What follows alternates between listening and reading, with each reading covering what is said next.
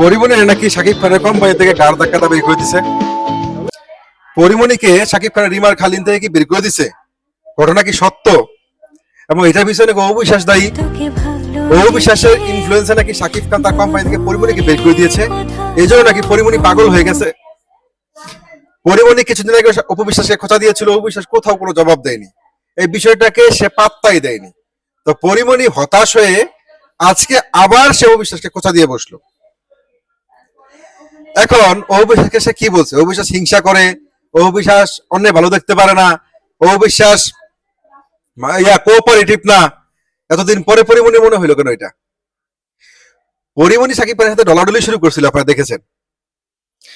পরিমণির ব্র্যান্ডের গোপন কথাটা বলি, পরিমণির ব্র্যান্ড বডির, সেই বডির পচানোর জন্য অবিশ্বাসকে পরিমণি কনভিন্স করার চেষ্টা করেছিল।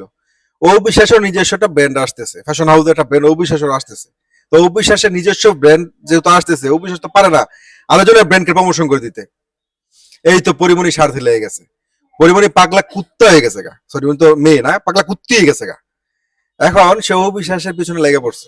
অপুকে সে অবিশ্বাসের জিনা হারাম করে দিবে। এখন অনেকে বলতেছে যে শাকিব খানের অবিশ্বাসের হাজবেন্ড মেগাস্টার শাকিব খানের রিমার খালিন থেকে পরিমণিকে ছাঁটাই করে দেওয়া হয়েছে। আমি জানি না সত্য কিনা, আপনারা বলে যাবেন। এবং সেটার জন্য নাকি অবিশ্বাস দায়ী। অবিশ্বাস নাকি শাকিব খানকে বলেছে যে তুমি পরিমণিকে রিমার খালিন থেকে বের করে দাও। পরিমণির সাথে রিমার খালিনের চুক্তি শেষ হয়ে যাওয়ার পরে সেই চুক্তি নবায়ন করা হয়নি, যার কারণে পরিমণি এখন বেপরোয়া হয়ে গেছে। সে অবিশ্বাসের বিরুদ্ধে লেগে গেছে। সে প্রতিনিয়ত অবিশ্বাসকে পুক করছে, একের পরে পুক করছে। অবিশ্বাস বিষয়টাকে কর্ণপাত করছে না। অবিশ্বাস কোথাও এটা নিয়ে কোনো জবাব দিচ্ছে না, অর্থাৎ পরিমণিকে সে খুব ইম্পর্টেন্স দিচ্ছে না, পাত্তা দিচ্ছে না। পরিমণি তাতে আরো বেশি ক্ষিপ্ত হয়ে যাচ্ছে।